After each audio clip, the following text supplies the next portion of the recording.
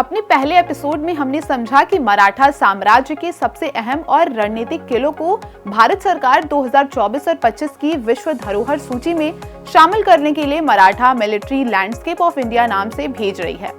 इनमें कुल 12 किले को शामिल किया गया है, जिनमें से 8 किले का संरक्षण आर्कियोलॉजिकल सर्वे ऑफ इंडिया करता है, जबकि 4 किले का संरक्षण महाराष्ट्र सरकार की directorate of archaeology and museum संभालती है। आर्कियोलॉजिकल सर्वे ऑफ इंडिया के 8 किले में से 4 पर हमने पहले चर्चा कर ली है। आज के एपिसोड में बचे 4 किलों पर हम चर्चा करेंगे।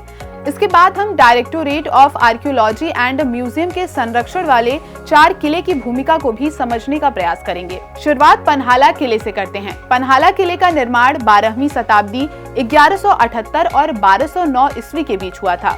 ये शलहारा शासक भोज द्वितीय द्वारा निर्मित बावड़ा, भूदरगढ़, सतारा और विशालगढ़ सहित 15 किलों में से एक था। पन्हाला, पन्हालगढ़ और पन्हाला के नाम से मशहूर ये किला महाराष्ट्र में कोल्हापुर से 20 किलोमीटर उत्तर पश्चिम में पन्हाला में स्थित एक राजसी पहाड़ी किला है। ये संभवतः दक्कन का सबसे बड़ा और महत्वपूर्ण किला है। किले में 3 भव्य दोहरी दीवारों वाले द्वार थे, जिनमें से अभी 2 ही बचे हैं। रणनीतिक रूप से सह्याद्री पर्वत श्रृंखला में एक महत्वपूर्ण दर्रे पर स्थित ये लंबा और एकदम खड़ा किला है। ये दर्रा महाराष्ट्र के आंतरिक भाग में बीजापुर को तटीय क्षेत्रों से जोड़ने वाले एक महत्वपूर्ण व्यापार मार्ग है। इस दर्रे को नियंत्रित करने का मतलब माल और लोगों के प्रवाह को नियंत्रित करना था। छत्रपति शिवाजी महाराज ने किले के रणनीतिक मूल्य को पहचाना और 1673 में इस पर कब्जा कर लिया, जिसके बाद ये लंबे समय तक मराठा राजधानी के रूप में कार्य करता रहा। इस लिस्ट में अगला नाम है सिंधुदुर्ग किला। भारत के महाराष्ट्र के कोंकण क्षेत्र में मालवन के तट से कुछ दूर अरब सागर में एक द्वीप पर स्थित सिंधुदुर्ग एक भव्य समुद्री किला है। इसका निर्माण छत्रपति शिवाजी ने 1664 से 1667 में करवाया था। सिंधुदुर्ग किले का निर्माण भारत के पश्चिमी तट पर सक्रिय पुर्तगाली, डच, अंग्रेजी और समुद्री डाकुओं के बढ़ते प्रभाव से मराठा क्षेत्र की रक्षा के लिए एक रणनीतिक गढ़ के रूप में किया गया था। इस किले के निर्माण की देखरेख भी कुशल मराठा इंजीनियर हिरोजी इंदुलकर के सुपरविजन में हुई थी। इसमें एक दुर्जे, परिधि दीवार, बुर्ज, प्राचीर, वॉच टावर और भूमिगत मार्ग है। किले का प्रवेश द्वार, जिसे दिल्ली दरवाजे के नाम से जाना जाता है, जिससे दुश्मनों के लिए इसका पता लगाना मुश्किल हो जाता है। सिंधुदुर्ग ने कोंकण तट पर मराठा नौसेना के प्रभुत्व, दुश्मन के हमलों को विफल करने और व्यापार मार्गों की सुरक्षा में महत्वपूर्ण भूमिका निभाई। इसने शिवाजी के नौसैनिक अभियानों के लिए एक आधार के रूप में भी काम किया। विजयदुर्ग किले की बात करें तो ये सिंधुदुर्ग जिले के देवगढ़ तालुका में बना है। जानकार बताते हैं कि इसका निर्माण 13वीं शताब्दी में राजा भोज द्वितीय ने करवाया था।